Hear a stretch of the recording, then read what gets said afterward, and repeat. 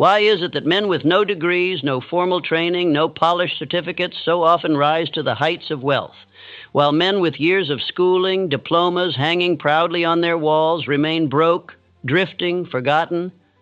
It does not seem fair. It does not seem logical. And yet, if you search the record of history, you will see this paradox repeated again and again. The boy who left school early, dismissed as a failure, becomes the very one who employs those who once surpassed him in class. The man the teachers once mocked as slow grows into the one who commands industries, signs the paychecks, and bends markets to his will. Meanwhile, the scholars who once looked down on him often fade into mediocrity, enslaved by hesitation, waiting for permission that never comes. Think of this for a moment. How many men do you know who boast of their degrees, their credentials, their certifications, and yet live lives of quiet desperation? They prepared, they studied, they memorized, and still they sit at a desk year after year, earning just enough to survive, never enough to fulfill their burning desire. And then beside them stands the man with no certificate at all, but with courage in his eyes and definiteness in his step, and suddenly that man is the one life rewards. What is the hidden cause? Why do the untrained rise while the highly trained stumble? Why does the world seem to bow before men who never qualified in the eyes of the schools, while the qualified watch from the sidelines? I will not hand you the answer now. For if I gave it to you in one word, you would laugh at its simplicity. You would dismiss it as too plain, too obvious, too small a hinge to move so large a door. And that is why most men never see it, though it stands before their eyes every day. But listen to me closely. If you miss this truth, you may spend the rest of your life learning, preparing, acquiring information, and yet never daring, never deciding, never building. You will believe that more study, more credentials, more preparation will be your key, and so you will delay action year after year until your prime years are gone. And while you wait, others will act, others will build, others who seem to start with less will surpass you with everything. There is a law at work here, a law as old as wealth itself. Those who learn to obey it rise, even without schooling. Those who ignore it drift, even with every credential the world can offer. And in the next few moments, I will walk you to its door. When you see it for yourself, you will never again doubt why so many of the uneducated end up masters of the very educated. Men have been misled into believing that knowledge, once stored in the mind, becomes power. That is an illusion. Knowledge in and of itself is no more than a warehouse of unused goods. It is only when that knowledge is organized, directed toward a definite purpose, and driven by a burning desire that it becomes power. Countless scholars have failed because they never made this conversion. Look closely at the world about you, and you will find that the men who rise to command industries, to build fortunes, to change nations, are seldom those who spent the longest years within schools. They are those who learn the law that thought, when combined with purpose and persistence, becomes an irresistible force. Schools train memory, but life rewards initiative. I have seen men whose walls were covered with diplomas, who could recite every fact, every theorem, every law ever written in their chosen field, and yet they lived in bondage to a small salary. Their knowledge was unorganized. They lacked the courage to act. They mistook the accumulation of facts for the creation of power, and the world passed them by. Henry Ford, mocked as an ignorant man by those who measured worth in schooling, proved the folly of that view. When he was summoned before a court and ridiculed for his lack of formal knowledge, he silenced his critics by saying he could call to his aid men who possessed every fact he needed. His genius was not in knowing everything, but in organizing knowledge into a plan of action. Thomas Edison, with less than 3 months of schooling, illuminated the world. He did not bury himself in books, he buried himself in laboratories. He experimented, failed, persisted, and finally triumphed. What professor, what scholar of his time achieved a fraction of what this man of little schooling accomplished through definiteness of purpose? The illusion of schooling is that it prepares men for life. The reality is that it often prepares men only to serve. It produces clerks, not creators. It breeds caution, not courage. The untrained man, forced by necessity to act, often develops more faith, more persistence, more power of decision than the scholar who fears to step beyond his books. Knowledge is only potential power.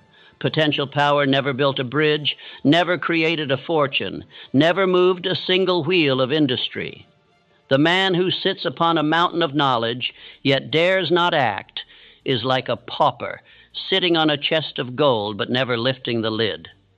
The world cares not what he knows. It cares what he does. Think of the countless men who, after years of study, emerge from schools with minds crammed full, yet hands empty of achievement. They seek employment, not opportunity. They wait for permission, not responsibility. They ask, "Who will hire me?" rather than, "What can I create?" Thus their knowledge becomes their prison, not their passport. Meanwhile, the man with no certificate, no diploma, no polished speech steps boldly into the marketplace of life. He sees opportunity where others see risk. He dares where others hesitate. He may stumble at first, he may fail, but his failures become lessons. His lessons become wisdom, and his wisdom, combined with action, becomes fortune. Observe how the world remembers the bold and forgets the timid. It remembers Ford, Edison, Rockefeller, Carnegie, men of little formal schooling, yet men of great definiteness. Who remembers the thousands of scholars who mocked them, who scoffed at their lack of polish? Their names are forgotten, for life rewards deeds, not degrees. Consider Andrew Carnegie, who entered a factory as a boy, poor and without education. What school could have given him the burning desire that propelled him upward? None. He cultivated it himself. While men of greater schooling remained clerks, he became a master of steel, employing scholars as his assistants, but never envying their credentials. Reflect also on Abraham Lincoln, whose schooling was so meager he had to teach himself by candlelight. The scholars of his time dismissed him, yet he became the very man chosen to preserve a nation in its hour of peril. Was it knowledge of books that gave him that power? No, it was definiteness of purpose, faith in justice, and the courage to act when others faltered. Contrast this with the educated doubter who forever postpones action, waiting for more preparation, more certificates, more assurance. He studies until opportunity passes him by. He calculates until courage evaporates. His life becomes one long rehearsal for a play that never begins, while the bold man, less trained but more daring, takes the stage and receives the applause. The truth is this: life demands decision, not mere knowledge. It demands action, not endless preparation. Formal schooling may fill the mind, but it cannot ignite the will. That spark must come from within. Without it, the scholar is like a lamp filled with oil but never lit. With it, the man of little training becomes a beacon to the world. How often do you hear men excuse their lack of success by saying, "I need more training, more schooling, more certificates"? They are blind to the fact that desire, faith, and persistence will carry them further than a library of facts. They are waiting for a permission slip from life, while life waits for them to act. Thus they drift, year after year, into mediocrity. I say to you, cease waiting. Begin where you stand. Use what knowledge you already possess, however small, and organize it into definite action. Seek not to know everything, for no man can. Seek to know clearly what you want, and direct all you already know toward that purpose. Add more knowledge as you go, but never postpone action for its sake.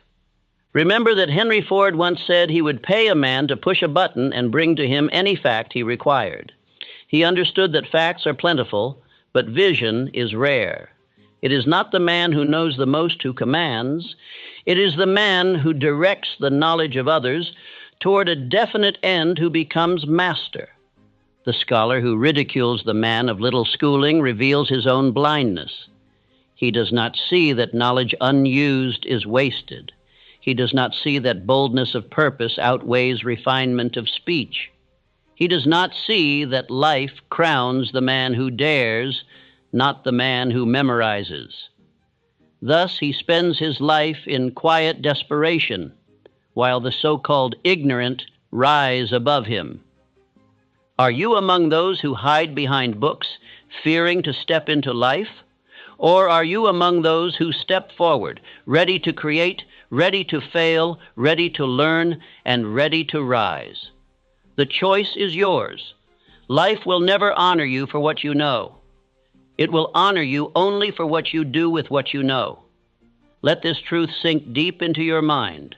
Schooling may add polish, but it cannot create purpose. Schooling may sharpen memory, but it cannot give courage. Schooling may introduce you to facts, but it cannot command you to act. Only you can do that, and if you fail to do it, no number of diplomas will save you from mediocrity. I tell you again, knowledge is only potential power. Action converts it into riches, into achievement, into destiny. Without action, knowledge is a burden, weighing down the mind. With action, even a small amount of knowledge becomes a lever capable of moving the world. Decide then to act. Decide to organize what you know. Decide to make your life a monument of deeds, not of diplomas. Life does not reward the man who merely knows.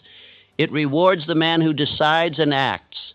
Desire is the starting point of all achievement, not schooling, not degrees, not the opinions of professors, but desire burning in the heart of a man. Without it, all the knowledge in the world lies dormant, waiting in vain for a command. With it, even ignorance becomes a weapon, for desire will seize upon whatever knowledge is at hand and use it to climb. The great secret of success has never been in the storing of facts, but in the kindling of fire. Men of schooling often mistake their certificates for a fire, yet those certificates produce no heat. The fire must come from within. It is desire that transforms cold information into living power. Desire is the spark that moves men to risk, to dare, to endure until victory comes. Andrew Carnegie began life as a poor boy, laboring in a factory, with no degree, no formal training, no prospects by the world's measure. But within him burned a desire so intense that it lifted him out of poverty and placed him among the masters of industry. What professor can claim to have given him that flame? None. It was his own decision to desire and to act on that desire. The men who worked under Carnegie, many of them educated, often remained clerks their entire lives. They possessed more schooling, yet they lacked the burning want that drives men to rise. Carnegie's story proves that desire, more than schooling, is the true credential of power. Knowledge without desire is like a sail without wind. Desire fills the sails and moves the ship. I ask you, what is your burning desire? Not a vague wish, not a passing fancy, but that all-consuming hunger which keeps you awake at night, which presses upon your mind until it must be expressed. Until you possess that, all your learning is a lantern without oil. Once you possess it, even a flicker of knowledge becomes a torch that lights the way forward. Men deceive themselves by believing that another year of study will give them what only desire can give. They wait for more instruction, more approval, more preparation. They think success is earned by enduring years of classrooms, when in truth it is seized by the man who has the courage to say, "This is what I want, and I will not rest until I have it." I have observed men who failed because they never permitted themselves to desire greatly. They desired safety, not greatness. They desired approval, not riches. They desired comfort, not challenge. And so, though their schooling was abundant, their lives were small. Desire alone enlarges the man. Without it, he drifts into mediocrity, applauded by none, remembered by none. Burning desire is the engine of persistence. It is the reason men endure failure, ridicule, and hardship without surrender. R.U. Darby learned this lesson when he quit digging 3 feet from gold. He lacked desire strong enough to keep him at the task. Later, in the business of life insurance, he vowed never again to stop when met with no. That vow was the fruit of a new desire. Let me remind you of the story of Darby, for it contains a law that should never be forgotten. He and his uncle discovered a vein of gold and invested everything in machinery to extract it. When the vein disappeared, they quit, sold their equipment for scrap, and walked away. Yet the man who purchased their machinery hired an engineer, drilled a little further, and struck gold just 3 feet away. Darby lost a fortune because his desire faltered, but he gained a greater treasure. He learned that persistence, born of desire, is the difference between poverty and riches. He applied this lesson to his new profession, refusing to quit when prospects said no. He sold millions in insurance, and his success became legendary. The gold he missed in the mine was found in the marketplace. What of the scholars who studied mining in books, yet never dared to hold a pick in their hands? They remain nameless, forgotten, while Darby's story continues to teach men that desire is worth more than diplomas. Knowledge of rocks would not have made him rich. Burning desire carried to persistence could have done it, and in the end it did, though in another field. Formal schooling cannot implant desire. No teacher can give it. Desire springs from within, and it must be chosen. One may memorize every lesson, pass every examination, and still remain lifeless if the fire is absent. But the man who possesses that inner flame will turn even the smallest scrap of knowledge into a fortune, for desire forces him to use what he knows. This is why so many men of little schooling rise. They cannot lean upon credentials, so they lean upon desire. They have no safety net of recognition, so they must create their own. They are driven, not by the applause of teachers, but by the hunger of their souls. Desire compels them to persist, where the scholar, satisfied with his degree, stops. Affirm with me, I will not wait for permission to succeed. My burning desire is the only true certificate I need.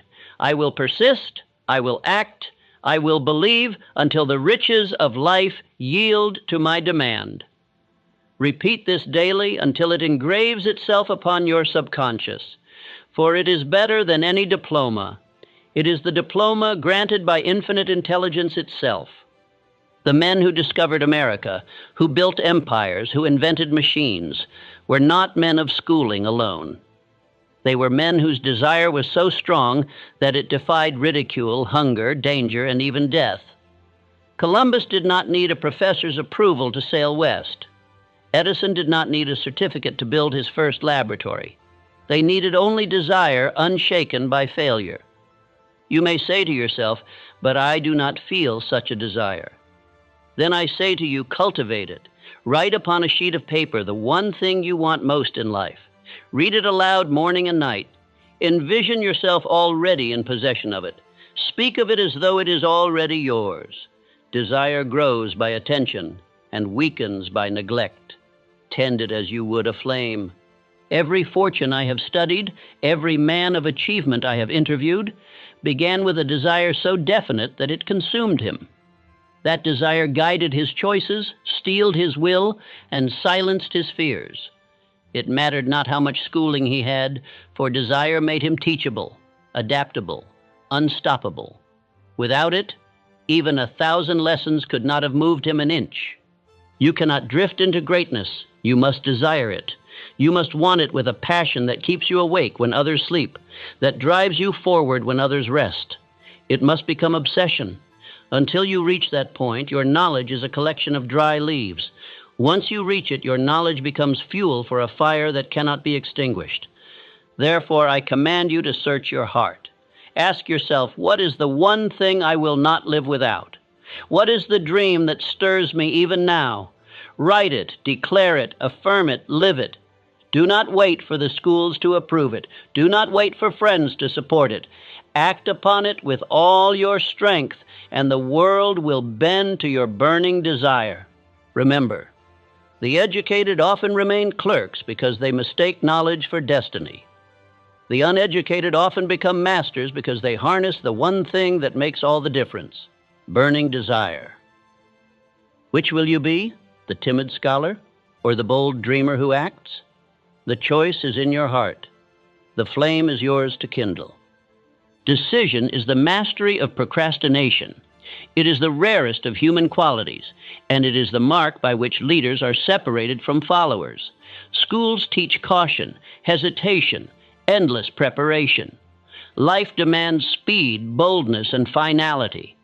The man who delays in decision surrenders opportunities to the man who dares to act. The habit of indecision is fatal to success. Every man who has risen to greatness has developed the habit of reaching decisions promptly and standing by them until achievement is secured. Those who fail usually carry within their minds the habit of wavering. They decide today and change tomorrow, influenced by the opinions of others, paralyzed by the fear of criticism. Thus, they drift while the bold man advances. Charles M. Schwab provides an illustration. He was a young man of little schooling, yet when Carnegie placed upon his shoulders immense responsibility, he accepted it without hesitation. He made decisions where others doubted.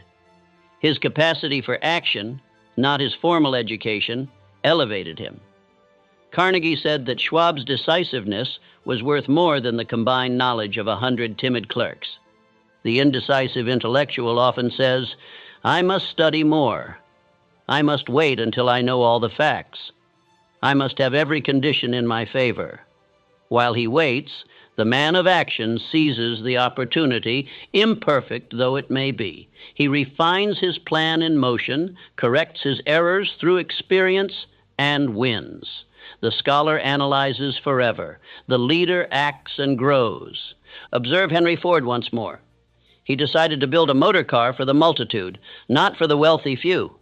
The experts ridiculed him, declaring it impossible. Professors said it could not be done. Ford did not argue with them. He decided, and then he acted. That decision, born in faith, changed the course of industry and gave him mastery over critics. The power of decision is born of courage. He who fears criticism cannot decide, for every decision risks ridicule. Yet without risking ridicule, no man can rise. The timid scholar asks for approval before he moves. The bold man moves, and approval follows him. This is why the world crowns men of little schooling but firm decision, while it forgets the wavering men of letters. I urge you to look into your own life. How many opportunities have slipped through your fingers because you hesitated? How many times have you said, "I will wait until conditions are better"? Know this: conditions are never perfect. The perfect time never arrives. Opportunity comes disguised as uncertainty, and only the decisive recognize it. The rest discover it after it has passed. The history of empire builders proves that decision, more than education, creates leaders. Alexander the Great was scarcely more than a boy when he set out to conquer the known world. Napoleon, ridiculed for his stature, rose because of the swiftness of his decisions. These men acted when others hesitated, and though they erred at times, their decisiveness carried them where hesitation never could. Decision is more than an act of will, it is a habit. The man who trains himself to decide swiftly in small matters acquires the power to decide in great matters. The man who delays over trifles will delay over destinies. Cultivate the habit now. Resolve that once you know what you want, you will decide promptly. And once decided, you will stand by it until it is done. Affirm with me, I decide swiftly, I act boldly, I stand by my decisions until success is achieved. I will not be swayed by the doubts of others, nor will I retreat in the face of criticism. My destiny is shaped by my decisions, and I will decide with courage. Repeat this until your subconscious accepts it, and you will feel new power flow into your life. The world respects firmness. Employers seek it in leaders. Followers demand it in commanders. Even enemies bow to it in rivals. The man who wavers is despised by all, for he cannot be trusted. The man of decision is trusted even by those who oppose him. for they know where he stands. Decide, therefore, and stand firm, for indecision is weakness, but decision is strength. I recall a young man who once came to me lamenting that he had studied for years but achieved nothing. He confessed he had been waiting to decide what to do with his life. In truth, his indecision was his prison. I said to him, "Choose now. Decide upon something, even if imperfect, and act. Action will reveal the rest." Months later, he returned a changed man. He had chosen to enter business. He did not know every detail, but he decided. That decision forced him to act, and his actions brought him knowledge he never could have gained in classrooms. Within a year, he was prospering. He said to me, "If I had waited for certainty, I would still be waiting." Such is the reward of decision. It creates momentum. Contrast this with men I have known who spent decades in schools, collecting degrees, studying endlessly, yet never daring to decide. They became experts in hesitation. They had knowledge, but no action. They envied those who acted, yet would not act themselves. When their lives were over, they left behind essays, papers, and lectures, but no fortunes, no industries, no legacies. Life is not an examination in which you must provide the perfect answer before you proceed. Life is a battlefield where you must move, even under uncertainty. The man who decides, though imperfectly, will learn and correct.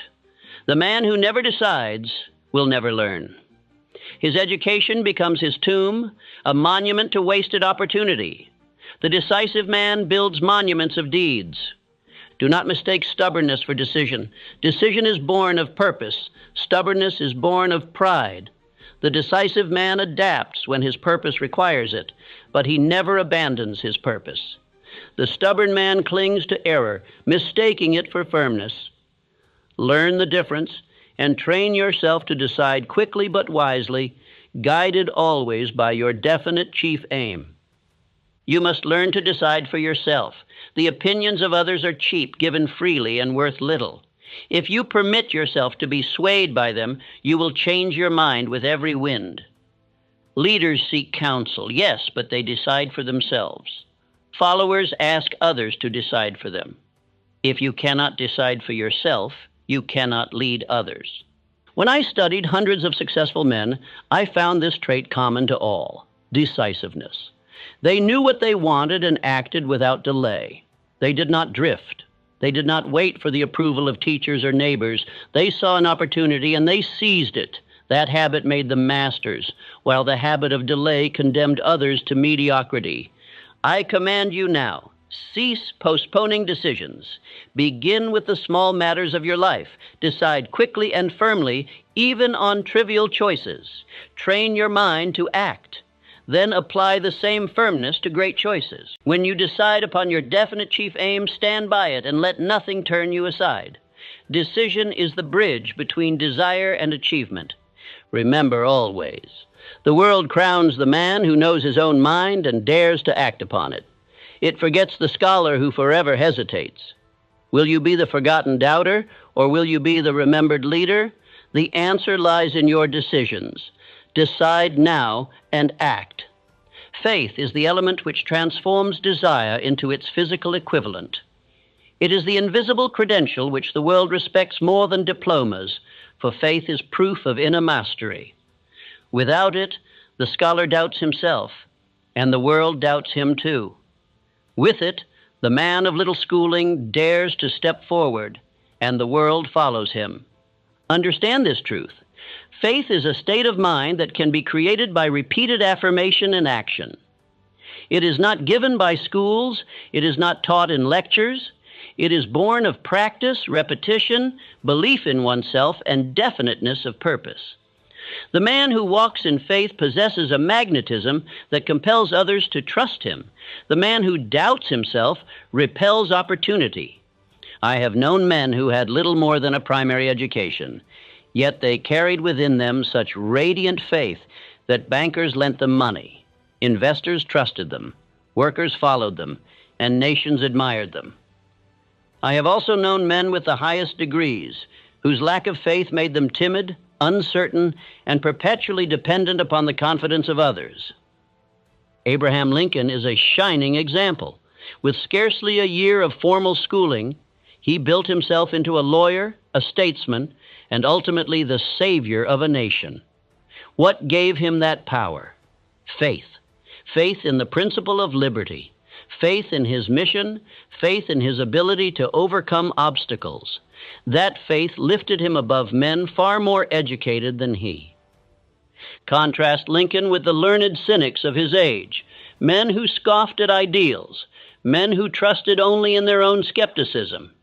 They possessed training, eloquence, and knowledge, but their lack of faith made them powerless to inspire. They are remembered faintly, if at all. Lincoln, who believed, is remembered forever, for faith is the root of influence and endurance. Faith is the antidote to fear. Where fear paralyzes, faith moves. Where fear whispers of failure, faith shouts of victory. Where fear demands more preparation, faith demands action. This is why the man without schooling often develops faith earlier than the scholar, because he has no choice but to believe in himself. Necessity forces him to cultivate faith or perish. The overeducated man, cushioned by credentials, often leans upon them instead of cultivating faith. He says, "I am safe, for I have my degree." But when adversity strikes, his degree cannot hold him up. He has not trained his mind to believe. He has not built the inner fortitude that only faith can create. Thus, when tested, he collapses.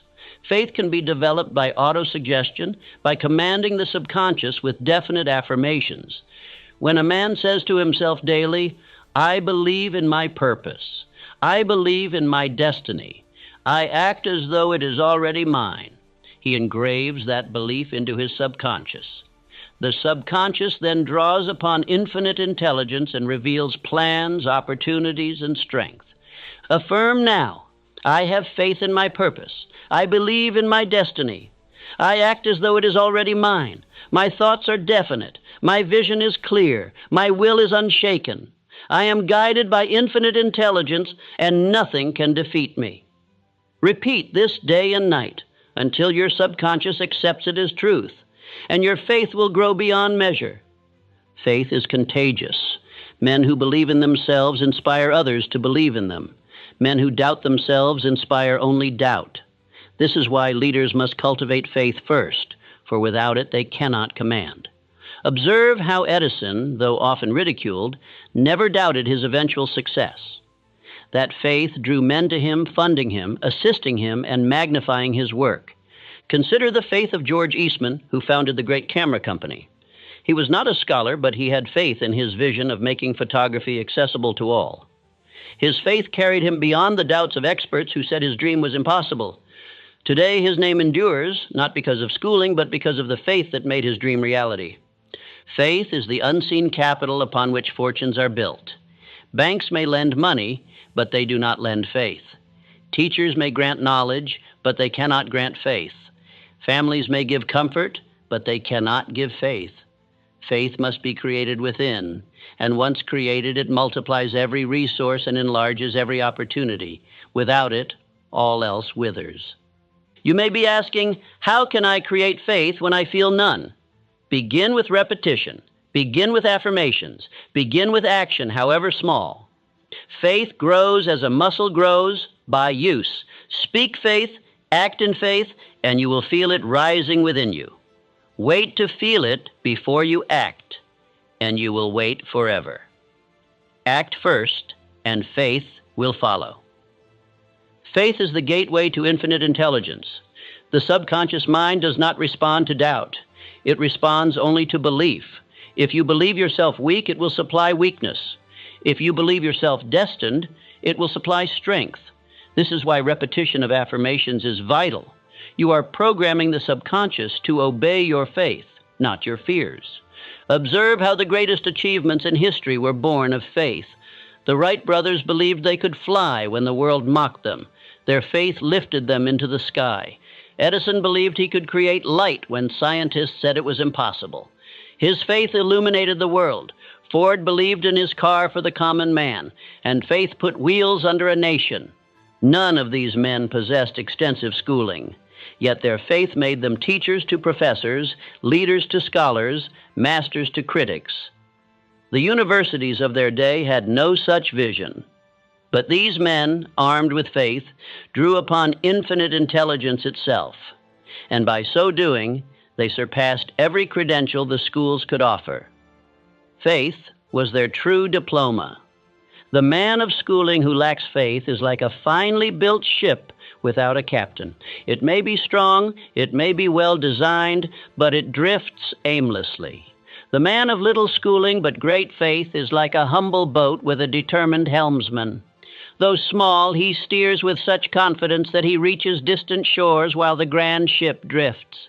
I urge you now to place no reliance upon credentials for your success. Place it upon faith. Develop it, command it, affirm it, stand by it. It is the unseen force that compels the world to open doors for you. With it, you can overcome obstacles that knowledge alone cannot remove. Without it, knowledge becomes dead weight. Therefore do not say, I cannot, for I have no degree. Say, I can, for I have faith. Do not say, I must wait until I am ready. Say, I act now, for faith makes me ready. Do not say, others are more qualified. Say, others may know more, but none will believe more than I. This is the attitude of faith, and it is irresistible. Faith, when combined with definiteness of purpose, is the foundation of all fortunes. It transforms weakness into strength, ignorance into wisdom, poverty into riches. Men who possessed little else but faith have built empires. Men who possessed everything but faith have lost it all. Decide today which side you will stand upon. Decide to cultivate faith, for it is your true credential. The greatest discoveries, the largest fortunes, the most enduring enterprises in history have been created not by isolated scholars working alone, but by groups of men who blended their knowledge, faith, and energy into a single power. This power is the mastermind principle, and it is worth more than all the solitary learning ever stored in libraries. Schools teach competition. Students hide answers, fear-sharing, dread criticism. Each strives to prove his superiority, not to cooperate. But the world does not reward isolated knowledge. It rewards coordinated effort. The man who unites many minds toward a definite purpose commands resources beyond measure, while the solitary scholar, however learned, remains limited to his own capacity. Henry Ford understood this law. He surrounded himself with engineers, mechanics, financiers, and organizers who possessed knowledge he lacked. He did not envy their training, he directed it. His genius was not in knowing everything, but in assembling a mastermind of men whose combined knowledge built an industry. Thus Ford untrained himself, commanded trained men, and surpassed them all. Rockefeller applied the same principle. He gathered to himself men of talent and ambition, each with knowledge of markets, transport, and finance. Alone, none of these men could have built Standard Oil. Together, under Rockefeller's leadership, they created a power that dominated an age. It was the harmony of minds, not the solitary effort of one, that made it possible. Edison, too, though the world calls him a lone inventor, practiced the mastermind principle. In his laboratories worked scores of assistants, each contributing ideas, experiments, and refinements. Edison supplied vision, faith, and direction. The others supplied knowledge. This harmony of effort multiplied his productivity beyond that of any solitary scholar. His fame rests upon cooperation, not isolation. The solitary scholar often scoffs at such methods. He clings to his books, guards his ideas, and works alone. He believes sharing will diminish him. In truth, isolation diminishes him, for no single mind can compare with the harmony of many. The mastermind multiplies knowledge, accelerates decision, and magnifies faith. Isolation breeds timidity, delays, and blindness to opportunity. The mastermind is not a mere group of men sitting together. It is the creation of a new mind, born of the union of two or more minds, working in harmony toward a definite purpose. When harmony exists, a higher intelligence manifests, guiding the group with plans and ideas no individual could have conceived alone. This is the secret that schools rarely teach. Think of Andrew Carnegie, who confessed openly that his fortune was the product of his mastermind alliance. He surrounded himself with men who were stronger in knowledge than he, and by blending their powers, he achieved what none could alone. He declared that any man seeking great riches must employ this principle, for no man rises to power without it. I ask you, have you formed your mastermind alliance? Have you chosen companions of courage, faith, and talent with whom you will pursue your definite chief aim? Or do you walk alone, hoarding knowledge, fearing criticism, and shrinking from cooperation? Your answer will determine the scope of your destiny, for no solitary effort has ever equaled the combined effort of many. The world remembers Napoleon, yet he did not march alone. He surrounded himself with generals, administrators, financiers. It was the harmony of this alliance that made him formidable. When harmony broke, his power declined. This law operates without exception. Success is the offspring of cooperation. Failure is the fruit of isolation. Decide today on which side you will stand. Schools too often fail because they reward only individual performance. The man who helps another is accused of cheating. Yet in life, all great endeavors are accomplished by mutual help. The mastermind principle overturns the training of schools, teaching instead that sharing knowledge multiplies it. When you help another, you do not lose. You both gain from the enlarged power created. I give you an exercise. Take up a sheet of paper and write the names of the men or women you would desire in your mastermind alliance. Seek those who share your vision, who believe in your purpose, who bring knowledge you lack. Reach out to them. Form an agreement to meet regularly, to share ideas, to support one another in faith and persistence. Do not delay, for the world is full of drifting men who dream alone and never act. Join with others in harmony, and you will discover strength you did not know you possessed. Ideas will come to you, guidance will appear, opportunities will open, because infinite intelligence flows more freely through the channel of a harmonious group than through any solitary mind. Affirm this with me. I will ally my mind with others of courage and faith. Together, we are irresistible. I will not walk alone when harmony can multiply my strength. I will form a mastermind for my definite chief aim, and through it, I will draw upon infinite intelligence itself. Let this be your vow, for without it, your power is halved. History is filled with men of learning who perished in solitude, their ideas untested, their knowledge unused, because they feared to cooperate. Meanwhile, men of less schooling, who joined forces with others, created fortunes, empires, and legacies. The law is clear. Cooperation breeds growth, isolation breeds decay. Ignore this, and your knowledge will rot within you.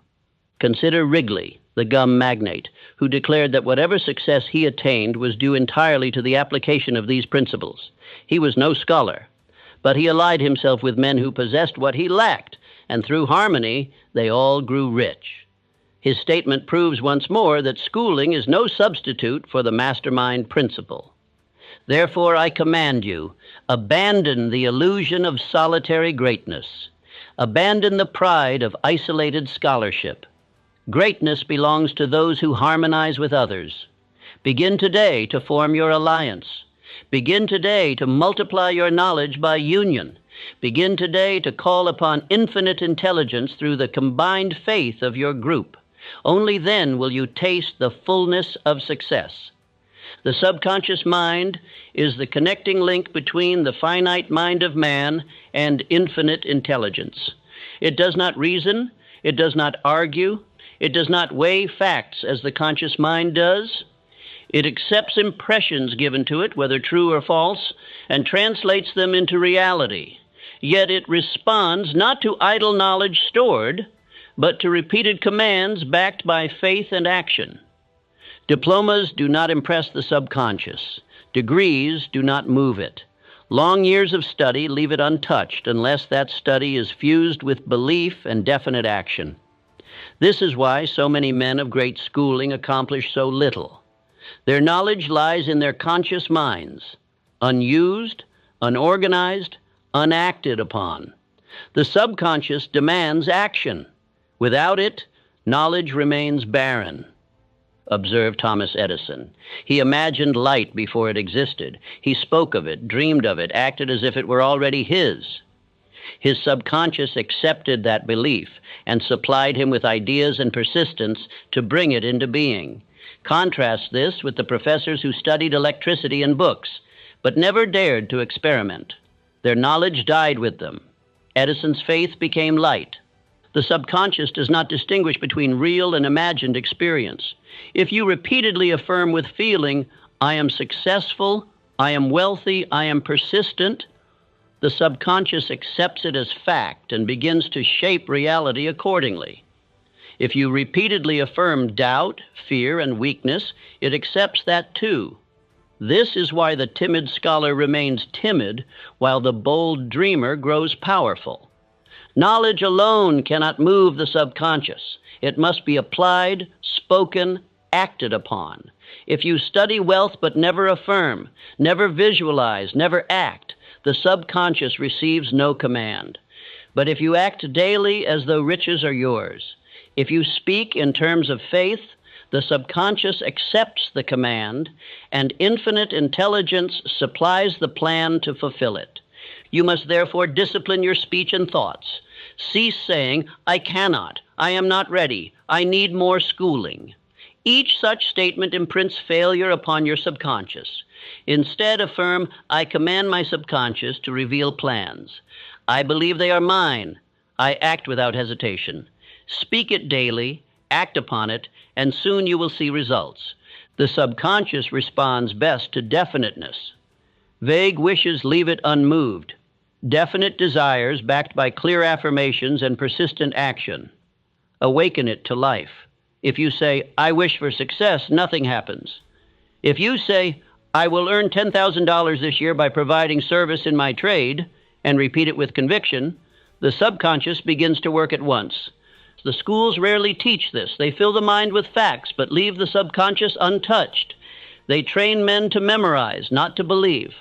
They train men to wait for examination, not to act. This is why graduates often emerge with knowledge unused, while untrained men, repeating daily affirmations of success and acting upon them, surpass them in power and fortune. Your subconscious is your servant, yet it obeys only what you impress upon it through repetition and faith. You may be a scholar with endless knowledge, but if your thoughts are filled with fear, poverty, and doubt, your subconscious will manifest them. You may be unlearned, but if your thoughts are filled with faith, definiteness, and action, your subconscious will manifest riches. I command you to establish a daily ritual of affirmation. Morning and night, speak aloud your definite chief aim. Visualize it, feel it, believe it. Command your subconscious to accept it as fact. Then act daily as though it were already true. This combination of repetition, faith, and action engraves the command upon your subconscious, which then calls upon infinite intelligence for fulfillment. The subconscious magnifies whatever dominates your mind. If you permit fear, it multiplies fear. If you permit faith, it multiplies faith. If you drift, it magnifies drifting. If you act decisively, it magnifies action. Thus, your destiny is determined not by schooling, but by what you repeatedly impress upon your subconscious through thought, speech, and deed. Edison once said he never failed. He only found thousands of ways that would not work. His subconscious, impressed with the command to create light, refused to release him until the work was done. Each failure became only another step forward. Why? Because his subconscious had accepted the command of faith and action, and it compelled him until he triumphed. Contrast this with the man who studies failure. He says to himself, "It is useless. It cannot be done. I will fail again." His subconscious accepts that command and supplies excuses, obstacles, and discouragements until he indeed fails. Knowledge could not save him, for he impressed the wrong ideas upon his subconscious. His destiny became what he believed. Therefore, guard your thoughts as you would guard a treasure chest. Speak only that which you wish to see. Act only in the direction of your purpose. Refuse to entertain doubts, for each doubt is a seed planted in the subconscious, sure to grow if watered with attention. Plant only seeds of faith, persistence, and definiteness, and your subconscious will produce accordingly. The man of little schooling often excels here, for he relies less on books and more on belief. He repeats daily that he will succeed, for he must succeed. He has no credentials to lean upon, so he leans upon faith. His subconscious, filled with definite affirmations, produces plans, courage, and strength. The scholar, meanwhile, leans upon his degree, and so his subconscious slumbers. Infinite intelligence speaks through the subconscious, but it does not speak to the idle or the timid. It speaks to the man who commands, who acts, who believes. This is why the successful often say, "I knew it would come." Their subconscious, aligned with faith and action, revealed to them the plan, step by step. Their certainty was not arrogance, it was obedience to law. I say to you, knowledge alone will not awaken the subconscious. Action does, faith does, repetition does. Therefore, do not envy the scholar who knows much but acts little. Envy the man who knows little but believes much, for his subconscious will guide him to fortune while the scholar waits in vain. Let your daily affirmation be this: my subconscious mind is my ally. It accepts only faith, definiteness, and persistence. I command it with words of power. I act daily upon my desire. Infinite intelligence guides me through my subconscious, and my destiny is certain. Speak this with conviction and live it, and you will possess the unseen power that conquers circumstance. Fear is the destroyer of dreams. Fear is the jailer of desire, the assassin of faith, the executioner of persistence. Men imagine that lack of education ruins lives. Yet I tell you, it is fear, not ignorance, that condemns most men to failure. A man may overcome ignorance with desire, faith, and action. But the man who is ruled by fear is doomed, even if he knows all things. Schools, by their design, often cultivate fear. They teach men to fear criticism, to fear failure, to fear being wrong. A boy grows timid under the constant judgment of teachers and peers. He learns to hesitate lest he be laughed at. He learns to repeat facts, but not to create. Thus, his schooling trains him not for courage, but for fear. The 6 ghosts of fear must be faced and mastered by every man who seeks success. They are the fear of poverty, criticism, ill health, loss of love, old age, and death. These 6 are the tools of the devil, used to keep men drifting. The schools rarely prepare men to confront them, but life demands that you conquer them, or they will conquer you. The fear of poverty chains more men than any prison. It whispers, "Do not risk. Hold tightly to your small job. Do not dream too large, for you might lose what little you have." This fear keeps men bound to wages that barely sustain them. Yet observe how the man with no schooling, having nothing to lose, dares more boldly and thus often rises higher. The fear of criticism paralyzes more men than the fear of poverty. It whispers, "What will others say if you fail? What will they think if you are different?" Schools breed this fear by punishing mistakes and rewarding conformity. The man who acts boldly is mocked. The man who repeats the book is praised.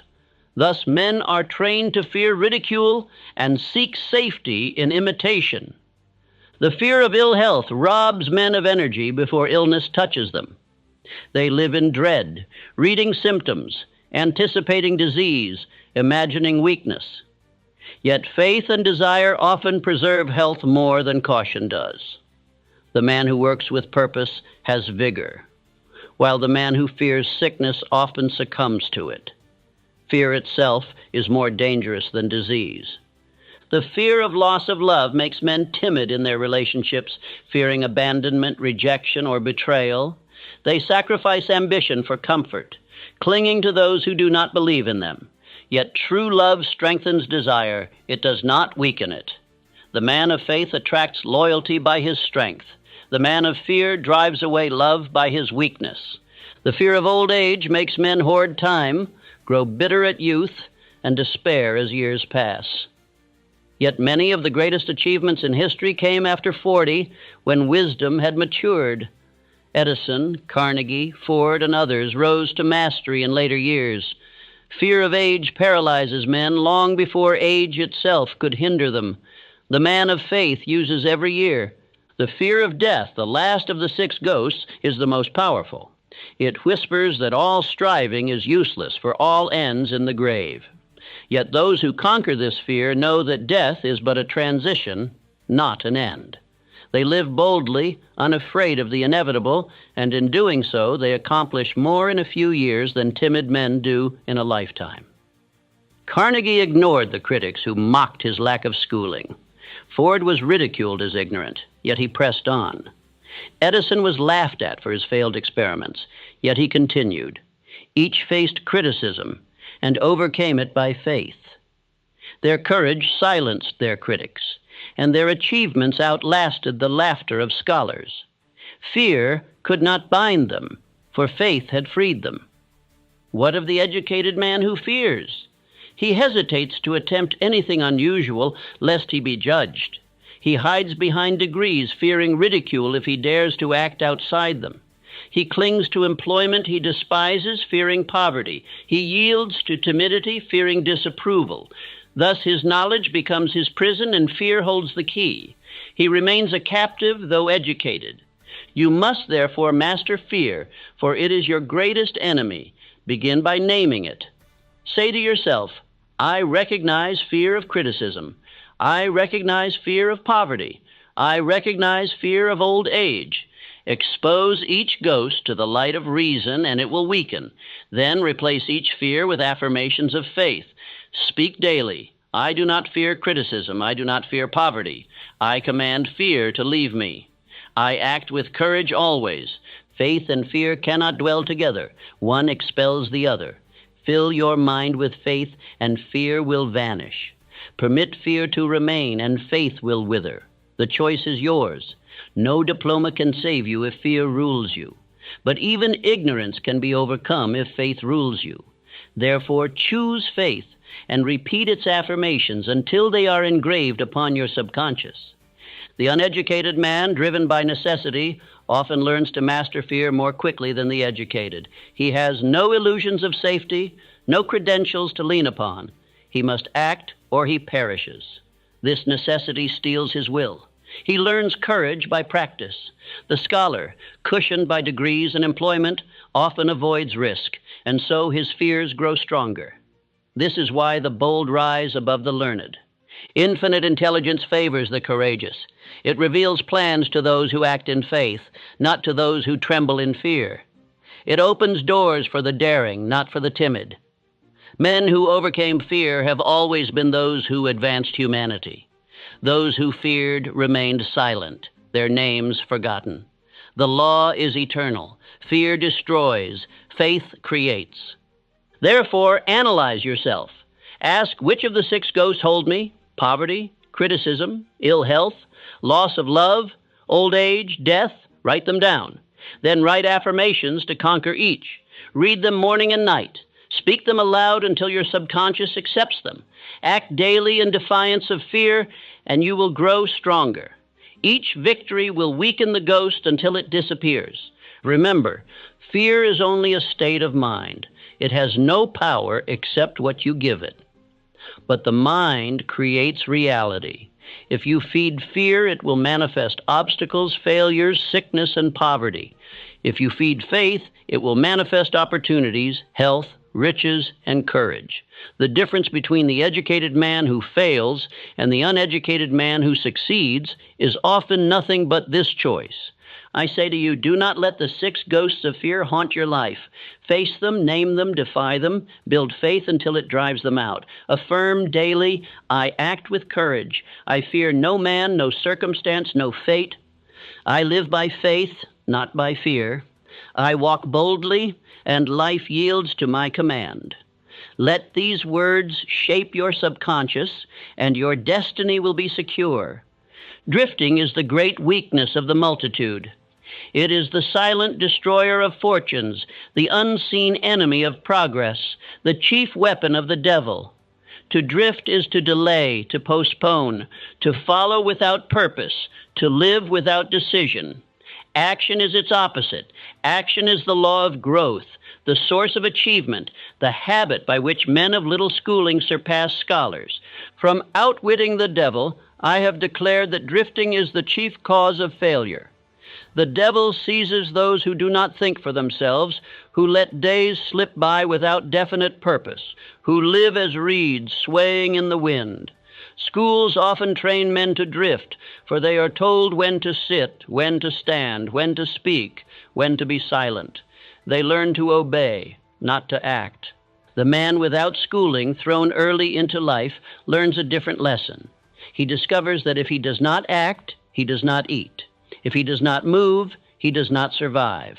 Necessity trains him into the habit of action. Each day he learns to step forward, to risk, to work, to try. Thus, by action, he rises, while the scholar still waits for instruction. Edison, though he failed thousands of times in his experiments, never drifted. Each failure was met with another attempt. He acted daily, testing, refining, persisting. His habit of action was his secret. Compare him to the scholar who spends years studying theories of electricity, yet never dares to test them. The scholar drifts, the inventor acts, and the inventor lights the world. Drifting often wears the mask of caution. Men say, I will wait until I am ready. I will begin when I know more. I will act when the conditions are right. These are lies fear whispers to excuse drifting. The truth is that conditions are never perfect, readiness never complete, knowledge never finished. The man of action begins where he stands and improves as he moves. The habit of action must be cultivated daily. Begin each day by asking, what one step can I take today toward my definite chief aim? Then do it. Do not wait for inspiration. Do not wait for confidence. Action itself will create confidence. Each step forward creates momentum, and momentum carries you to victory. Drift one day, and you lose ground. The man of drifting becomes a slave to external forces. He waits for orders, for approval, for opportunities. He floats like a log on the river, carried by the current wherever it goes. The man of action steers his own course. He builds his boat, sets his sail, and moves with intention. Though storms come, he adjusts and continues. His progress is slow at times, but it is certain. Schools rarely train action. They train memory, obedience, conformity. The boy who questions, who dares to act differently, is scolded. The boy who drifts quietly through lessons is rewarded. Thus, the system prepares men for mediocrity. It creates clerks, not creators. Only the man who rebels against drifting, who acts on his own desire, escapes its snare. Affirm with me, I act daily. I persist until victory. I refuse to drift another hour. My habit is action. My destiny is achievement. I move forward with decisiveness. Each day I act, and each day I grow stronger. Let this affirmation shape your subconscious until action becomes automatic, until drifting is impossible for you. I recall a young man who confessed to me that he had wasted 10 years drifting from job to job, waiting for the right opportunity. When I asked what he had done each day to create opportunity, he admitted, nothing. I commanded him to choose a purpose and act daily. Within 2 years, he had built a thriving business. His transformation was born of the habit of action. Drifting dulls ambition. The longer a man drifts, the harder it becomes for him to act. His will weakens, his confidence fades, his imagination dies. The man of action sharpens ambition. Each step he takes fuels his desire, strengthens his will, expands his imagination. The difference between success and failure is the difference between acting daily and drifting daily. Life crowns the man who acts, not the man who waits. Opportunities rarely announce themselves with trumpets. They appear disguised as problems, risks, difficulties. The drifter avoids them, waiting for easier chances. The man of action seizes them, turns them into stepping stones, and rises. What the drifter calls obstacles, the man of action calls opportunities. Do not confuse motion with action. A man may be busy and yet drifting, for his busyness has no definite aim. True action is movement toward a clear, definite purpose. The man of action measures his steps by their relation to his chief aim. He does not mistake endless activity for progress. He acts with direction, and every act builds toward his vision. Carnegie declared that one of the chief secrets of his success was the habit of acting promptly when decisions were made. He did not let ideas grow stale. He did not permit opportunities to expire. Once he saw a course, he acted at once. This habit separated him from the multitudes who talked endlessly but never moved. His fortune was built by decision, followed by action. The devil fears the man of action. He cannot control him, for each decisive act is a declaration of independence. The devil thrives on drifting, on hesitation, on delay. The moment you form the habit of acting daily, you break his chains, you become free. This is why action, more than education, determines destiny. The uneducated who act defeat the educated who drift. I say to you, form the habit of action now. Begin small if you must, but begin. Each day, act upon your purpose. Each day, move a step forward. Do not end a day without advancing, however slightly, toward your aim. After weeks and months, action will become habit. Habit will become nature, and success will become certain. Remember always, drifting is death, action is life. The man who drifts waits for others to decide his fate. The man who acts decides his own. Choose life. Choose action. Say now, I act daily. I persist without delay. I refuse to drift another moment. My life is mine, and by my habit of action I command riches, power, and destiny. The universe is governed by law, and one of the most inexorable of these laws is what I call the law of cosmic habit force. Every thought you repeat, every act you perform, every decision you enforce becomes fixed as a habit. Habits, once formed, shape your character, and your character shapes your destiny. By this law, success or failure becomes automatic.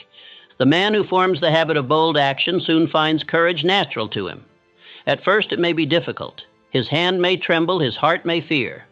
But repeated acts of courage engrave themselves into his subconscious until action is easy, decision is swift, persistence is second nature. His destiny becomes one of mastery, for his habits have made it so. Conversely, the man who drifts, who postpones, who hesitates, forms the habit of weakness. Each delay strengthens timidity. Each surrender deepens cowardice. Soon, he cannot act even when opportunity demands it. His subconscious has been trained to avoid risk, to cling to safety, to retreat before challenge. His destiny becomes mediocrity, not by chance, but by habit.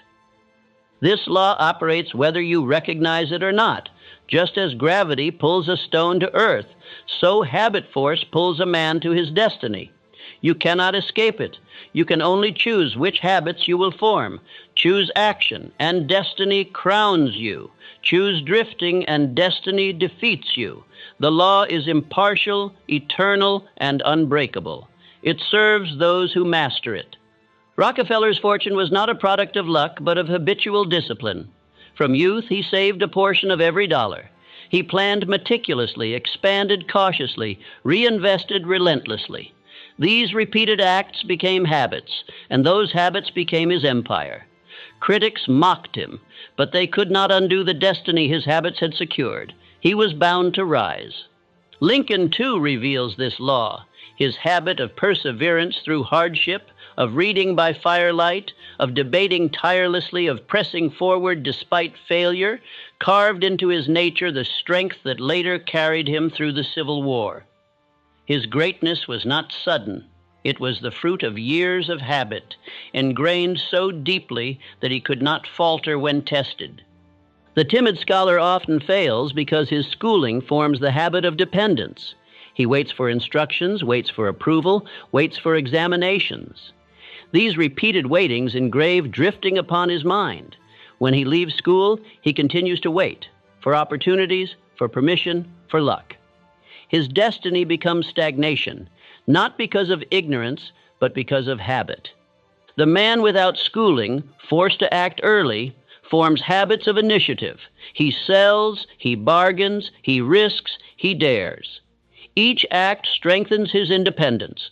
Each decision trains his will. Over time, action becomes automatic. He no longer thinks of whether to act, he simply acts. The law of habit force fixes his destiny, and it is a destiny of power. You must therefore guard your daily acts with vigilance.